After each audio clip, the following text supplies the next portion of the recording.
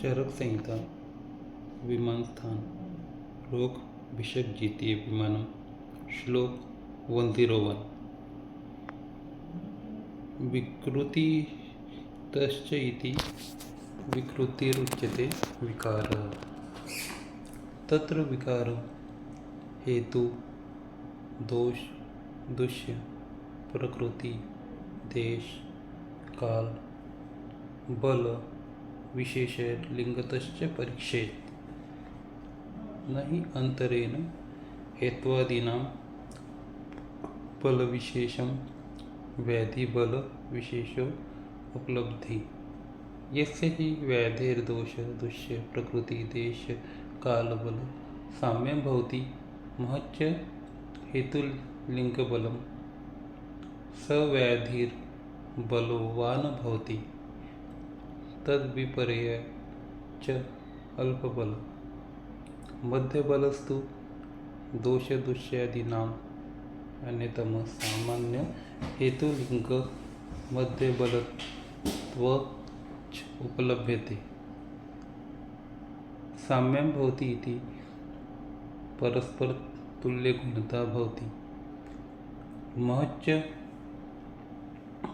हेतुलिंग बलमिति हेतवो लिंगानि च बलवन्ति भूयांसि च अन्यतम सामान्यात् इति दोषादीनां येन केनचित् सामान्य सति इत्यर्थ।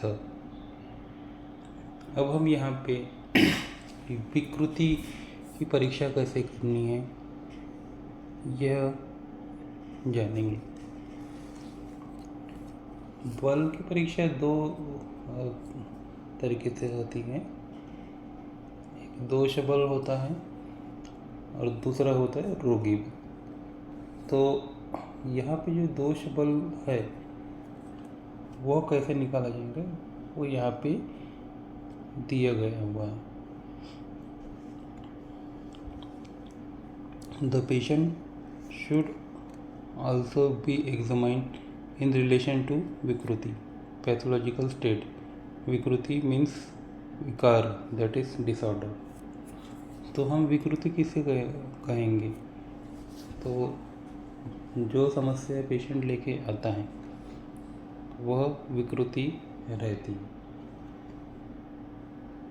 विकृतिश्च इति विकृतिरुच्यते विकारः।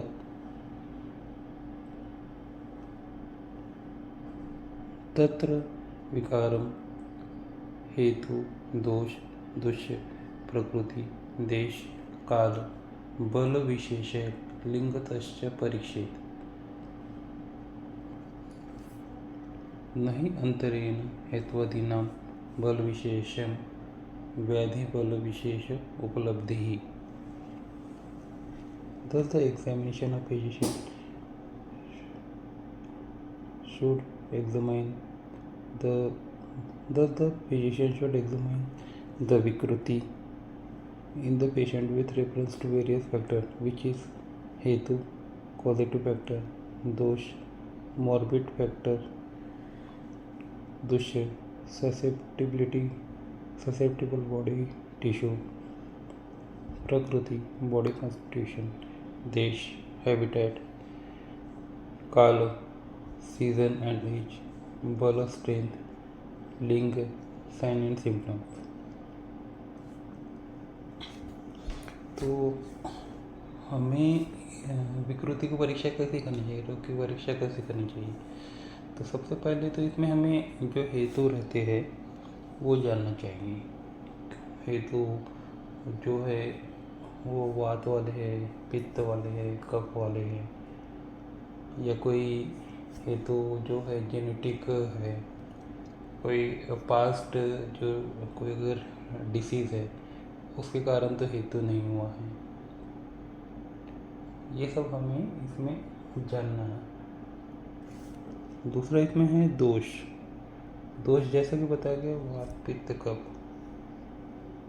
तो उस समय क्या लक्षण है उनके आधार पे हम दोषों की परीक्षा कर सकते हैं। दुष्य 7 तरह के दुष्य बताए गए हैं। रस रक्त मांस मेद, अस्थि, मज्जा, शुक्र। तो जो दोष है वो दुष्य को प्रभावित करते हैं और व्याधि निर्माण करते हैं। तो ये हमें लक्षण के आधार पे ही पहचानना पड़ेगा कि जो व्याधि है उसका दुष्य क्या है। जैसा अगर कोई पेशेंट आता है ओबेसिटी का, तो उसका दुष्य रहता है मेद धातु।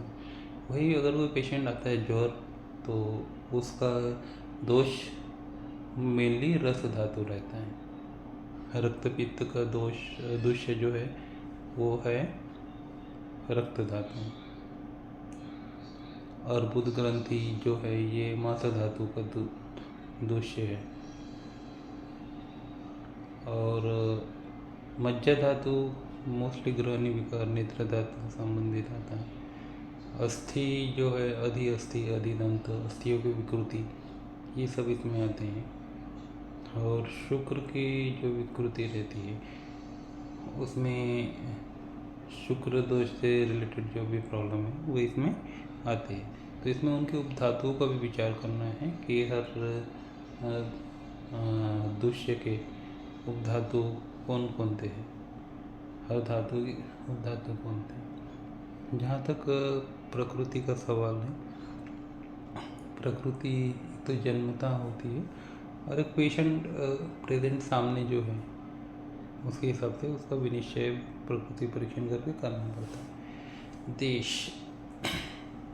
देश जो रहता है, यहाँ पे देश का रेफरेंस जो रहता है वो है हम आनुक देश में है, जांगल देश में है, साधारण देश में।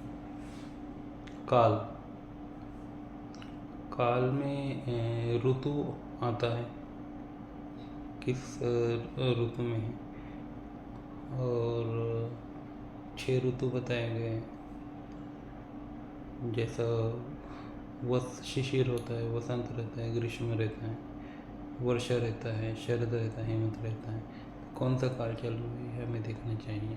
इसके अलावा पेशेंट का एज भी जो है वो देखना चाहिए, बल देखना चाहिए। तो ये सब चीज़ें बल की परीक्षा व्यायाम शक्ति से होती हैं। और ऋतु के अनुसार भी जो रुग्ण का बल रहता है अलग अलग रहता है। नहीं अंतरेण हेत्वादीना बल विशेषम व्याधि बल विशेष उपलब्धि without observing the strength of the causative factor and the other, it is not possible to assess knowledge of the intensity of disease।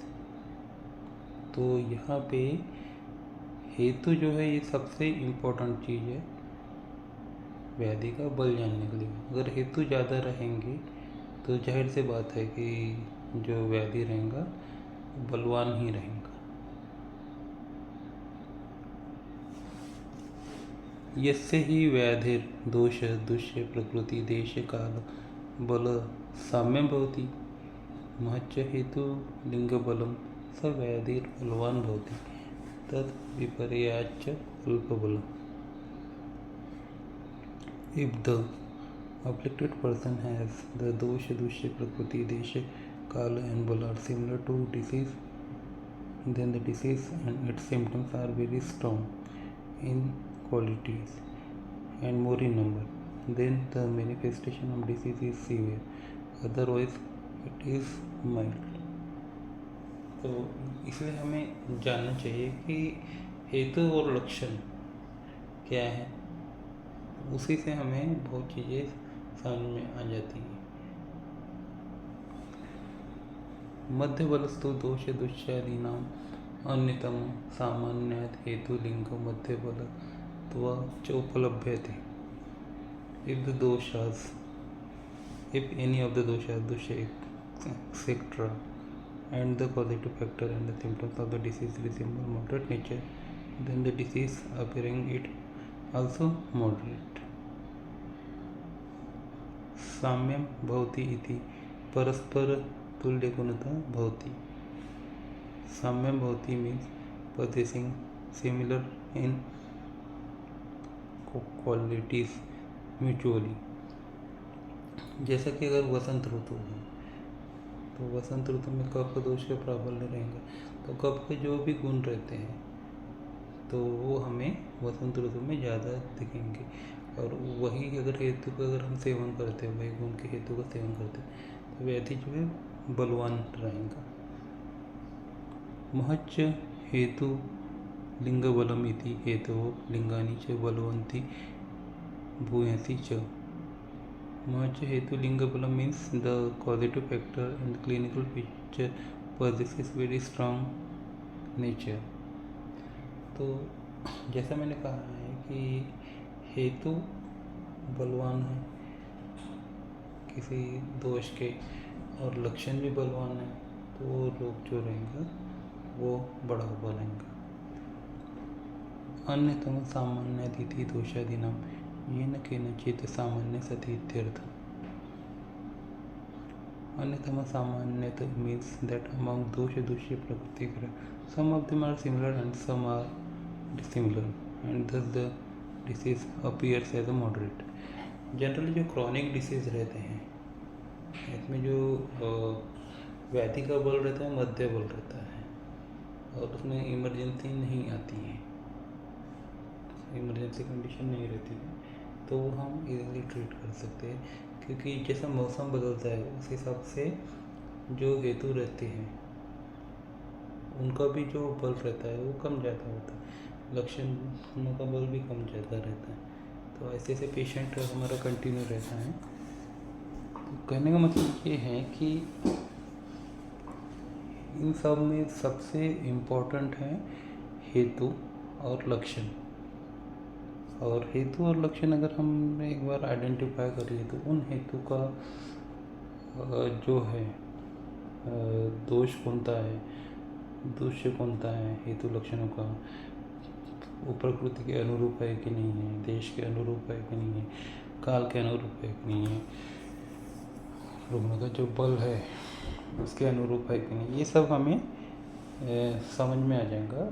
चिकित्सा जो रहेंगी पेशेंट की ईजी हो जाएंगी।